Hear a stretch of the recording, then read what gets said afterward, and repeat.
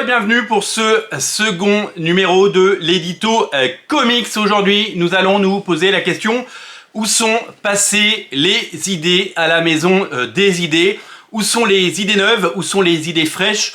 Où sont les bonnes idées chez Marvel? Vous l'avez remarqué depuis quelque temps, eh bien, il manque de bonnes séries, de bonnes idées et de bons auteurs chez Marvel. Et vous avez été nombreux à vous plaindre des big news de Panini. Alors les big news, c'est le mot que Panini utilise pour annoncer le programme des mois à venir. Parmi les 40, 80, 120 titres qui vont sortir, ils en choisissent une vingtaine et ils vous les annoncent avant, puisque de toute façon, vous le savez, ces listes apparaissent sur les sites de vente en ligne, puisqu'ils sont envoyés à la diffusion puis à la distribution quelques mois à l'avance. Et donc, comme ils pop sur les sites internet, Panini a décidé de les annoncer en même temps plutôt que d'attendre plusieurs mois, puisque de toute façon vous avez l'œil et que vous voyez que les choses sortent. Et pour faire taire évidemment des rumeurs ou des fausses idées, ils ont décidé d'orchestrer ça et d'en faire des big news. Alors certaines sont juste des annonces, d'autres sont des événements comme l'Omnibus Rome par exemple, et vous avez été nombreux et ravis de découvrir la sortie de cet omnibus, mais globalement, si on lit les commentaires, on se rend compte que les gens sont déçus. D'abord parce que les big news ne sont pas si big que ça, et parce que le contenu, il est pas fou. Mais il faut savoir un truc, que le problème vient d'en haut. Panini, c'est l'éditeur français, italien, espagnol, de Marvel. Il faut évidemment qu'il y ait des bonnes choses, des bonnes séries chez Marvel, pour qu'il y ait ensuite des bonnes séries chez Panini. Alors, il y a eu certaines annonces évidemment très enthousiasmantes, comme le Ultimate Invasion qui arrive en 100% au printemps. Il y a également la nouvelle série Captain America de Joseph Michael Straczynski, JMS. Il y a la nouvelle série Hulk qui arrive et il y a des nouveautés assez enthousiasmantes. Mais en gros, énormément de rééditions et peu de contenu original, nouveau, intéressant, peu de grands auteurs. C'est un peu la soupe à la grimace de ce côté-là, mais vous le savez, on vient de le dire, Panini est dépendant du programme de Marvel. Marvel, depuis quelques années, est à la peine, aussi bien au niveau de Marvel Studios qui a du mal à réitérer, à renouveler cette formule magique qui a été la leur pendant des années. Et chez Marvel Comics, ça ronronne avec un manque évident d'investissement. Clairement, Disney et Marvel Studios se foutent complètement de savoir ce qui se passe chez Marvel. C'est juste un laboratoire à idées, c'est juste pour continuer à exploiter les franchises. Et puis on utilise les mêmes vieilles recettes pour plaire à un public de plus en plus vieillissant. Chez Marvel, ce qui était autrefois la maison des idées, c'est plutôt la crise des idées. J'ai toujours pensé que Marvel, en tant que leader du marché, aussi bien en France qu'aux États-Unis, sur les comics, se devait de montrer la voie, se devait de montrer l'exemple et de tirer le marché vers le haut avec de l'innovation, avec des nouvelles idées, avec des choses absolument incroyables comme on a pu le découvrir à certaines époques. Heroes Reborn par exemple, c'était révolutionnaire, Onslaught c'était révolutionnaire, Age of Apocalypse, c'était révolutionnaire, et je ne vous parle pas de l'élan de créativité absolument incroyable depuis 98 et jusqu'au début des années 2000. D'abord au sein du label Marvel Knight avec les séries Daredevil par Joe Quesada et Kevin Smith, avec les Inhumains de Paul Jenkins et Jaeli, avec le Punisher de Steve Dillon et Garth Ennis, avec toutes ces séries Marvel Knight qui ont révolutionné et qui ont ensuite été étendues, puisque Joe Quesada, qui s'occupait de Marvel Knight, s'est ensuite occupé de tout Marvel, et on a vu des merveilles. On a vu des titres arriver absolument incroyables, les New X-Men de Grant Morrison, X-Statix, les séries Ultimate Spider-Man, Ultimate X-Men, Ultimate Fantastic Four, la série Ultimates, évidemment de Mark Millar. On a eu des choses absolument incroyables, on a eu du Black Widow bien entendu, on a eu évidemment le Daredevil de Brian Michael Bendis, le Daredevil de Brubaker. C'était un élan de créativité, Extreme X-Men bien sûr dont on a parlé récemment. C'était vraiment un vrai vivier de talents et de séries cool qui sont toutes rééditées aujourd'hui, soit en omnibus, soit en intégrale, soit en deluxe, et qui profitent d'une cote de sympathie et qui n'ont pas vieilli, parce que des comics qui ont 20 ans sont toujours aussi chouettes et toujours aussi bons. Donc c'est ce que doivent les New Avengers. J'avais oublié de parler des New Avengers, évidemment, de Brian Michael Bendis et David Finch. C'était tout ça une époque assez bénie, une sorte d'âge d'or en termes de créativité, et quand on regarde ce qui sort aujourd'hui, j'ai regardé le planning de ce qui est sorti la semaine dernière aux États-Unis et cette semaine, honnêtement, je ne retrouve pas les séries que j'ai aimées et je ne retrouve pas cet élan de créativité. Alors, Marvel, c'est leur rôle en tant que leader, c'est leur rôle de montrer la voie, d'innover et de proposer des choses et de tirer le marché vers le haut parce que comme ils sont leaders du marché, le but c'est quoi? Les comics ça sort tous les mercredis, vous le savez, aux États-Unis. Le marché fonctionne sur le fait que les gens viennent et reviennent. C'est-à-dire que la majorité des gens, eh bien religieusement, venaient le mercredi acheter leurs comics comme on va le dimanche à la messe.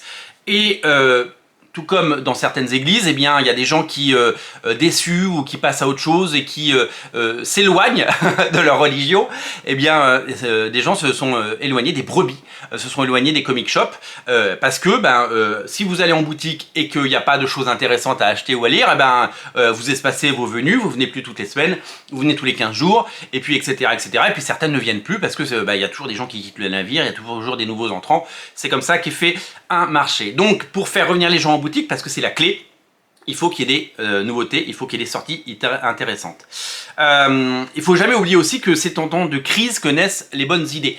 Marvel a connu des crises dans les années 90, vous savez que Marvel a failli péricliter plusieurs fois, parce qu'il y a eu le boom des années 90, et puis après il y a eu la chute, et donc Marvel a failli mourir. Alors Marvel serait toujours là, parce que les personnages auraient été rachetés, parce que déjà la société était rachetée de main en main, à cette époque jusqu'à arriver dans les mains de Disney. Donc ça aurait été racheté, les personnages ne seraient pas morts évidemment, il y aurait eu des relances, mais Marvel a eu chaud aux fesses à une certaine époque, et donc à chaque fois il y a eu des bonnes idées, j'en ai parlé tout à l'heure, des Heroes Reborn, des Onslaught et des séries comme Age of Apocalypse qui ont cartonné en termes de vente et en termes d'intérêt et qui ont suscité l'intérêt. C'est en temps de crise que naissent ces bonnes idées et on peut considérer aujourd'hui que c'est une forme de crise. Les ventes sont au ras des pâquerettes, la créativité est absente, même malgré quelques séries de qualité qu'on compte sur les doigts d'une main, eh bien il faut faire quelque chose. Il ne se passe rien actuellement. Et donc c'est dommageable pour tout le monde parce que nous on aime les comics et qu'on aimerait redécouvrir un âge d'or. Aujourd'hui on rachète en omnibus ou dans d'autres collections des choses qui sont sorties il y a 20 ans. Dans 20 ans, on va acheter quoi? On va racheter le run de Nick Spencer ou le run de Zeb Wells sur Spider-Man. Est-ce qu'il sera aussi culte que ce qu'a fait Todd McFarlane ou même Straczynski? Parce que Straczynski, ça va forcément arriver en omnibus à un moment. Vous le savez, le Spider-Man de Straczynski. Pour le moment, oui, ils les rééditeront, c'est sûr. Mais est-ce que ce sera aussi culte? Je ne sais pas. Alors, est-ce que c'est la priorité de Marvel de faire en sorte de continuer à faire du publishing? Je ne sais pas. Le problème, il est où? Le problème aux États-Unis vient du fait que Marvel verse des mini-royalties sur des rééditions ou sur des créations de personnages ou quand un personnage est utilisé au cinéma. Je crois que c'est 5000 balles. Hein. Quand vous créez un personnage et qu'ils font un film qui va rapporter 1 milliard derrière, ils versent 5000 $. C'est complètement catastrophique. Et que... il n'y a pas de gros chèques sur les créations. Rob Liefeld, qui a créé Cable, Domino et Deadpool, à chaque fois qu'il y a un film Deadpool, il prend pas un chèque.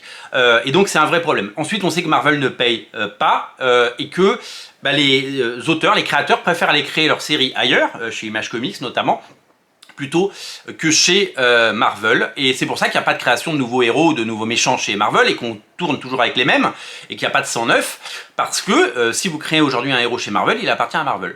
Et donc du coup, les créateurs n'ont pas, Ed Brubaker par exemple, n'a pas envie de créer un personnage chez Marvel parce qu'il n'en aura jamais les droits, il touchera jamais le fruit de son travail. Donc on peut comprendre que c'est agaçant et on peut comprendre que évidemment ça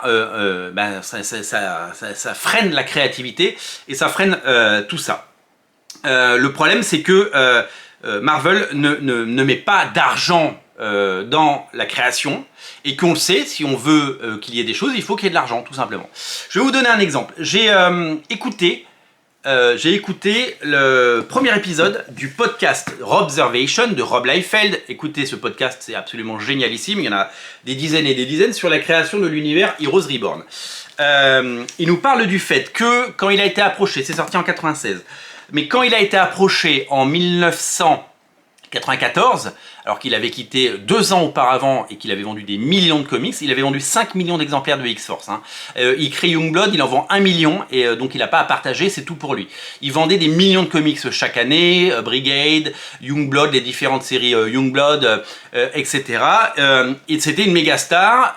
On parle de millions de dollars dans la poche. Hein. Il gagnait des millions de dollars, Rob Liefeld. Il a même fait une pub Levi's. Rob Liefeld, il est contacté en 94. On lui dit que le management a changé chez Marvel. On l'appelle au secours parce que à l'époque, Captain America, c'est Mark Gruenwald qui scénarise. Captain America a été remplacé par un loup, Capwolf. Ils en vendent moins de 30 000 exemplaires alors que les X-Men c'est 300 000 exemplaires. Donc ils savent plus quoi faire et ils rappellent Rob Liefeld en lui disant bah, toi tu vends des millions de comics, on te donne les clés, voilà, on va faire un événement qui s'appelle Onslaught. Je reviendrai là sur toute l'histoire parce qu'elle est vraiment géniale, mais là je vous fais vraiment les grandes lignes.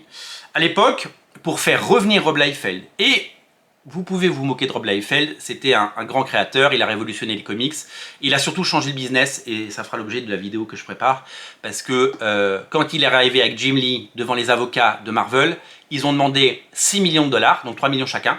Donc Rob Liefeld a pris 3 millions de dollars, pas dans sa poche, hein, dans le studio, Extreme Studio, pour produire Captain America et Avengers. Et il a même eu un chèque comme un footballeur qui signe dans un club ou un basketteur qui signe dans un club, dans une franchise américaine. Il a même eu un chèque à la signature. C'est-à-dire que pour signer, vous allez me donner ça. Il a pris 350 000 dollars. C'était une rockstar. Il a changé le game. On venait d'une époque où Marvel payait 200 ou 300 balles ses artistes à la page. Dans les années 80, c'était plutôt 80 ou 60 balles la page. C'est-à-dire que quand il est arrivé, Rob Liefeld, il gagnait 80 dollars la page. Moins de 10 ans après, il signe avec Marvel, il prend 3 millions pour produire 2 fois 12 numéros, 24 numéros, 3 millions, et il prend 350 000 balles pour lui à la signature, ça c'est dans sa poche. Pour faire venir les stars, pour qu'il se passe quelque chose, et ça a été un énorme succès parce que le Captain America s'est vendu à 300 000 exemplaires, et que le Avengers s'est vendu à 300 000 exemplaires à l'époque, et qu'ils ont vendu des millions de bouquins, et que c'est encore vendu aujourd'hui, et qu'il y a des omnibus en anglais et en français, et que ça cartonne. Donc, la clé elle est là. Vous voulez des talents, alors vous le savez, les talents dessinateurs ont été remplacés par les talents scénaristes parce que on est passé à l'ère des scénaristes et les scénaristes c'est eux qui sont devenus des stars. Brubaker, des gens comme Brian Kevogan, Matt Fraction, Jonathan Hickman, tous ces auteurs qui cartonnent, Rick Remender bien entendu, et bien tous ces auteurs c'est eux les stars. Et Mark Millar, pour les faire revenir il faudrait mettre un chèque et Marvel ne veut pas mettre ce chèque. Donc c'est ce qui se passe. Si vous mettez beaucoup d'argent, eh bien, ils reviendront. Et je pense que Jonathan Hickman, puisqu'il est revenu et qu'il a l'air d'être confortablement installé chez Marvel, hein, depuis House of X, Power of Ten, il y a 4 ans, eh bien, il a dû prendre un chèque énorme, parce que pour faire revenir ces stars, il faut de l'argent. Mais ils l'ont mis sur un artiste, sur un scénariste, ils l'ont pas mis sur tout le monde. Donc, si vous voulez un jour avoir des comics dessinés par Todd McFarlane ou Jim Lee ou des artistes comme ça, comme Campbell ou Madureira, ben, il ne faut pas les payer 500 ou 600 balles la page, parce que c'est les tarifs de base aujourd'hui. Il faut les payer des plusieurs milliers, voire des millions. Et il faut investir dans ce truc-là, et ce n'est pas fait. Aujourd'hui, Marvel ne fait que recycler les mêmes idées. Des événements, des crossovers, on n'en peut plus des crossovers. Le prochain, il s'appelle Blood Hunt, dessiné par Pepe Larraz. Moi, c'est du gâchis de mettre Pepe Larraz sur un crossover comme ça. Il y a encore la question de vampires et de machin. C'est le énième crossover. Ils nous avaient dit qu'il n'y en aurait plus. Pendant quelques années, il n'y en avait plus. Et puis après, ils ont relancé ça avec House of M et Civil War. Et depuis 20 ans, on se tape des crossovers à n'en plus finir, qui ne changent rien, avec des tie-in. On n'en peut plus. Des ventes artificielles de comics. On n'en peut plus. Ils nous font des variantes cover. Moi, j'aime bien les variantes cover. C'est joli, mais il y en a beaucoup. Elles ne sont pas toujours toutes très belles. Et des relaunchs sans cesse. Donc les héros peu porteurs, ils font des mini-séries, et puis il y a des pelletés de mini-séries. Et les séries régulières, Deadpool, là, il y a encore un nouveau relaunch, le 4e en 6 ans. Spider-Man, eh bien tous les 50 ou 60 numéros, il est relaunché, tous les 4 ans, donc on a un nouveau numéro 1, ça veut plus rien dire, un nouveau numéro 1. C'est la seule façon qu'ils ont trouvé de relancer les ventes. On change l'équipe et on fait un nouveau numéro 1, ça fonctionne, mais ça fonctionne que quelques mois. Quand je dis qu'il n'y a pas d'idée, je suis allé voir les dernières annonces de séries lancées par Marvel. Il y a la série Night Thrasher. Donc Night Thrasher, c'était Night Fighter dans les New Warriors. Mais qui a besoin d'une série Night Thrasher, Night Fighter? Le retour de Superior Spider-Man, donc de Dan Slott. Enfin, je veux dire, Dan Slott, il a fait un run, il y a eu du bon et du moins bon. Superior Spider-Man, ça a cartonné. Est-ce qu'on a besoin aussitôt de faire revenir Superior Spider-Man? La série Spider-Boy, vous avez dû entendre parler. Encore une énième déclinaison d'un personnage qui a été déjà décliné. Spider-Girl, Spider-Woman, Ben Reilly, Kane. D'ailleurs, une série qui a été annoncée sur Ben Reilly et Kane, je ne sais pas si vous avez vu. Enfin, moi, j'en peux plus de faire 10 Batman, 10 Hulk, 10 Spider-Man qui se ressemblent tous. Enfin, comme personne ne va créer de nouveaux personnages chez Marvel, eh ben, ils déclinent leurs personnages. Et on a du Spider-Gwen, du Miles Morales, on a des Miles Morales à toutes les sauces. C'est plus possible. Alors là, l'annonce la plus what the fuck qui a été lancée pas plus tard que la semaine dernière, c'est le Weapon X X-Men, qui est une série multivers avec tous les Wolverines. Donc il y a le Wolverine Weapon X, vous savez, celui qui a qu'un bras de l'ère d'Apocalypse. Il y a tous les Wolverines de toutes les époques et de tous les trucs. Voilà, ben, c'est super, on va faire une équipe de Wolverine. Ça intéresse qui? Ça intéresse qui? Il y a des séries à n'en plus finir avec Mary Jane et Black Cat, donc une avec Jackpot, parce que Mary Jane maintenant c'est Jackpot, alors que c'était pas censé être Jackpot. Et donc il y a cette série Blood Hunt qui arrive. Voilà, on est sur les mêmes formules, elles sont éculées, elles sont essorées. Je sais pas, ils donnent des pouvoirs à Mary Jane, ils donnent des pouvoirs à Tante May, ils donnent des pouvoirs à tout le monde. On les a fait ces séries là, Spider Island, etc. Ça a déjà été fait 100 fois. On a des crossovers sans saveur qui s'enchaînent. Alors avant on avait un crossover, et puis après il y a aussi l'event X-Men, et puis après il y a aussi l'event Spider-Man. Donc on a 3 crossovers dans l'année. Et puis bah, ça ne change rien, ça sert juste à faire vendre des tie-in et des épisodes qui ne sont sans saveur. Ça a marché, ça a fonctionné. On a tous acheté ces bouquins, mais on ne les a jamais, sortis. Elles sont où les idées? Elles sont où les bonnes idées? Elles sont où les bonnes idées? On n'a que du recyclage, et quand je parle de recyclage, ils recyclent même les anciens événements. Heroes Reborn, dont on parlait tout à l'heure, qui est cool, qui est sorti en omnibus, eh ben ils ont refait un Heroes Reborn, avec notamment Ed McGuinness au dessin et Jason Aaron, qui n'est même pas ressorti en français, qui est sorti une première fois en 100%. Ben ils ont repris le même titre, ça s'appelle Heroes Reborn. Alors en plus ça va rien faciliter, la réutilisation de noms. Inferno c'était ça avant. Eh ben Inferno, ça ressort en deluxe, vous le savez, en janvier. C'est la fin du run de Jonathan Hickman sur les X-Men. Ben maintenant on a 2 Inferno, donc on va parler d'Inferno, on ne saura pas duquel on parle. Pourquoi pas inventer des nouveaux noms? Pourquoi réutiliser les mêmes? Là, ils relancent Ultimate Spider-Man en janvier. Bon, il se trouve que ça m'excite un petit peu. Mais Ultimate et l'univers Ultimate Spider-Man, ils relancent avec un nouvel univers. Pourquoi ça s'appelle Ultimate Spider-Man? Ils auraient pu l'appeler l'univers Absolute, l'univers méga Marvel, enfin, appelez-le comme vous voulez, je m'en fous. Pourquoi utiliser le même nom? Je suis pour qu'ils refassent un univers Ultimate destiné au nouveau lecteur.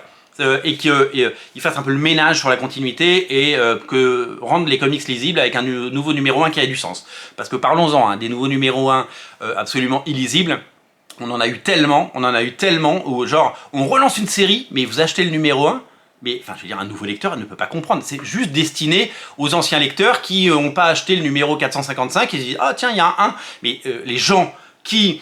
Enfin, vous prenez un numéro 1, vous lisez le numéro 1 de Zeb Wells ou le numéro 1 de Nick Spencer de Spider-Man, ce ne sont pas des numéros 1, c'est juste la continuité de la série, le début d'un run.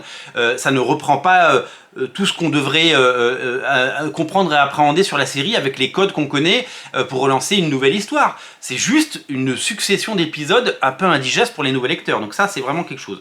Pareil pour Secret Wars, il y a eu le Secret Wars des années 80, il y a eu même Secret Wars 2, il y a eu celui de Bendis, Secret Wars au pluriel, avec Gabriele Delotto qui est réédité en Must-Have, et puis après il y a eu le Secret Wars de Jonathan Hickman et Sadri Beach. Il y a 3 Secret Wars quoi chez Marvel.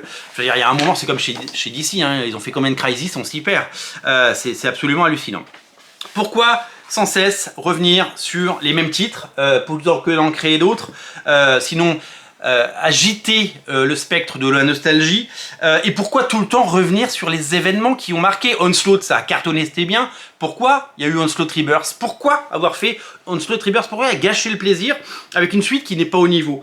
Pourquoi il y a eu le Age of Apocalypse, c'était génial? Pourquoi depuis 30 ans ils font des retours tout le temps à l'ère d'Apocalypse? Et pourquoi ils font revenir des personnages de l'ère d'Apocalypse? C'était bien, il faut le laisser tel quel. Si vous faites des suites à un récit culte, vous l'abîmez.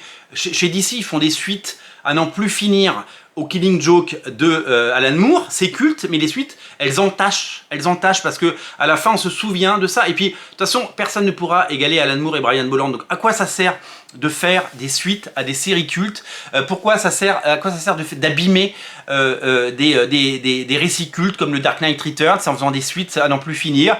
J'ai vu qu'il y avait un omnibus Hush aux États-Unis, donc Batman Silence. Batman Silence, c'est quoi qui est bien dans Batman Silence? C'est les 12 numéros de Jim Lee. Le personnage, ils l'ont réutilisé 100 fois après. Du coup, ils ont fait un énorme omnibus avec des milliers de pages.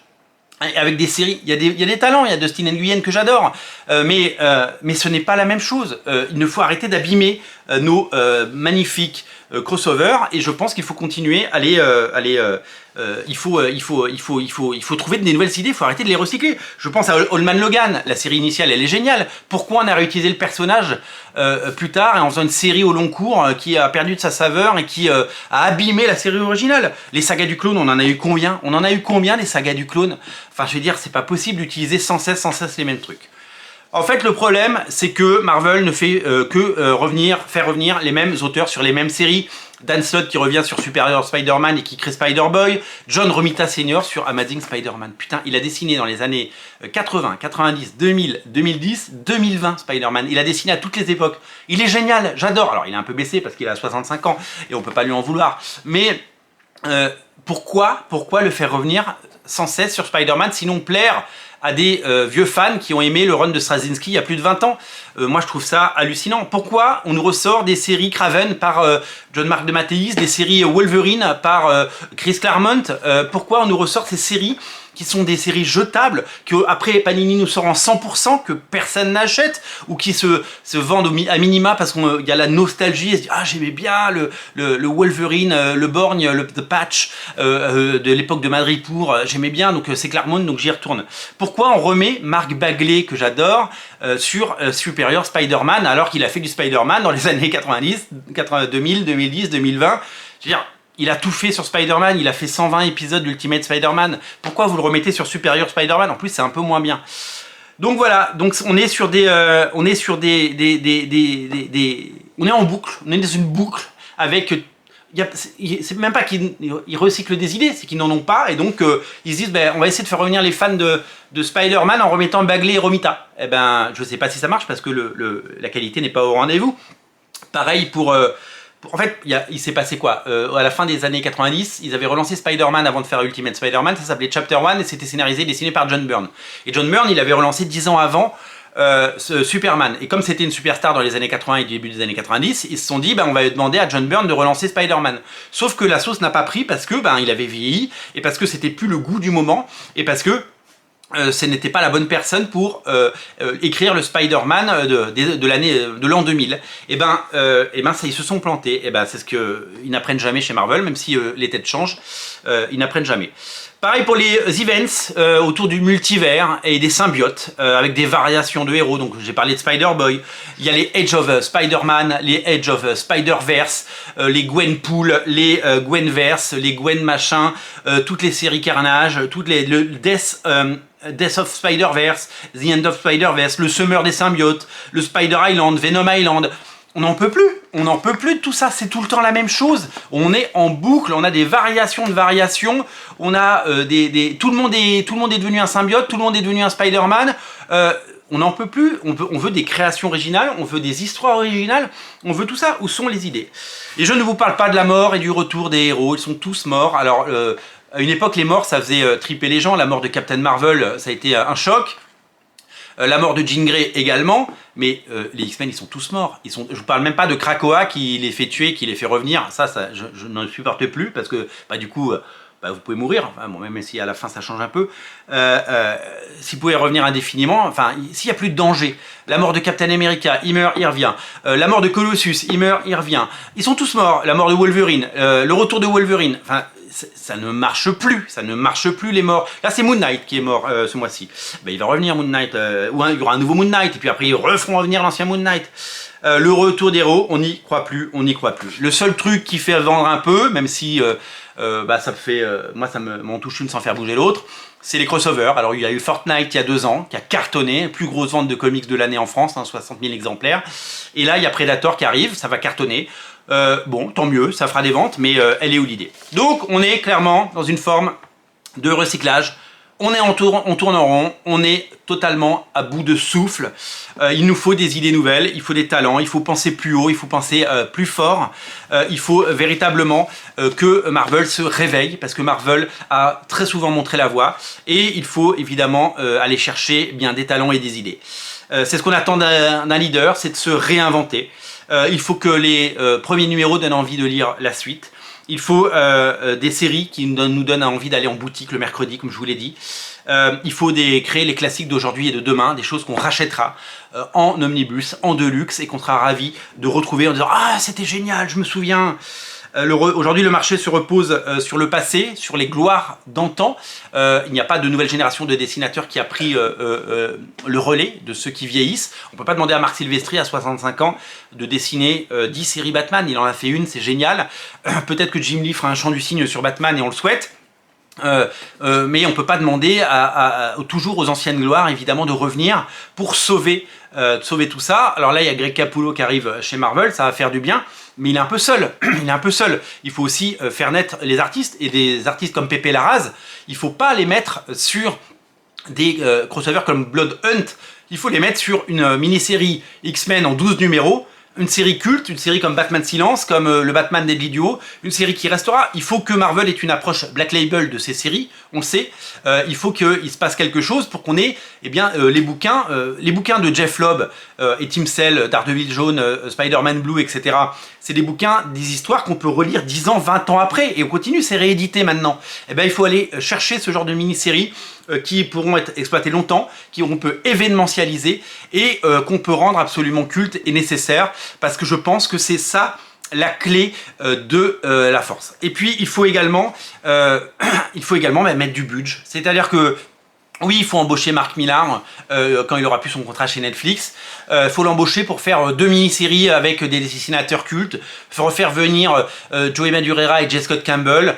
Il faut faire revenir quelques gloires du passé. Il faut mettre les artistes d'aujourd'hui, les Jorge Jiménez, les Hervé Silva, les Pepe Larraz, les C.F. Villa, tous ces auteurs, les Stefano Caselli, les Valerio Chitti, il ne faut pas les mettre sur des crossovers que vous allez oublier le jour où vous les aurez lus. Il faut les mettre sur des mini-séries haut de gamme, sur le modèle du Black Label d'Urban et DC Comics, parce que c'est ce qu'il faut faire et qu'il faut aller chercher des nouvelles idées et il faut payer les gens. Je vous rappelle, Rob Liefeld a touché, son studio, 3 millions de dollars pour lancer Captain America et pour lancer la série Avengers en 96, plus un chèque de 350 000 $, il faut mettre de l'argent sur la table, il faut payer les gens et il faut les intéresser. Et là, Mark Millar a raison parce qu'il a fait un twist là-dessus, il faut intéresser les auteurs et là, ils viendront mettre leur talent et leur énergie sur des bonnes séries. Il faut arrêter les séries jetables, il faut arrêter les séries poubelles, il faut penser à construire et il faut penser évidemment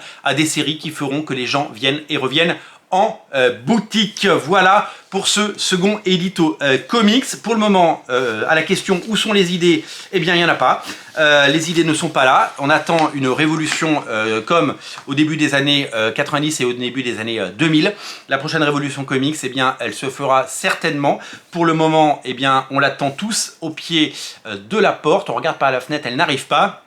Et on a hâte que les idées arrivent, elles sont là, elles sont devant nous, il suffit de payer les gens, il suffit de faire revenir des talents, il suffit de mettre les bons talents sur les bonnes séries, il faut des éditeurs en chef qui prennent des risques et il faut surtout que Marvel, quand Marvel gagne 1 milliard studio, ils peuvent peut-être mettre 1 million de dollars dans la création des comics pour créer les comics de demain qui seront adaptés en film. Dans 10 ans, elle est là l'idée évidemment, c'est pas juste des propriétés, c'est pas juste des IP les personnages de Marvel, ce sont des héros et on les aime et on espère qu'un jour ils seront considérés à nouveau. Salut!